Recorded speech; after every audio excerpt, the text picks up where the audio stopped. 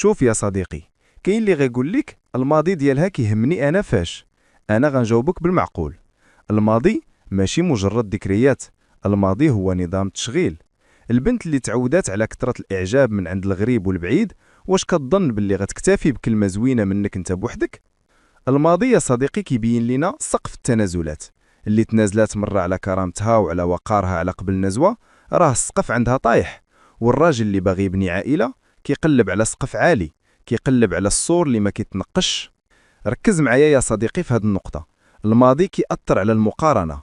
البنت اللي دوزت بزاف ديما غتكون كتقارنك بلا ما تحس باللي فاتو، بينما بنت الأصل اللي حافظت على راسها، انت هو العالم ديالها، انت هو البداية وانت هو النهاية. بزاف غيقولوا هاد الهضرة فيها قسوة، ولكن القسوة ديال دابا حسن من الندامة ديال من بعد.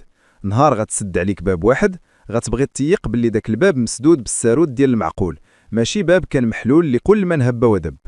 خلاصة القول يا صديقي، اللي كيقلب على النقي خاصو يكون تا هو نقي، وما ترضاش بالفتات وانت كتستحق مائدة ديال الوقار. الصراحة المرة يا صديقي هي أن الماضي كيعطينا الخريطة ديال الشخصية.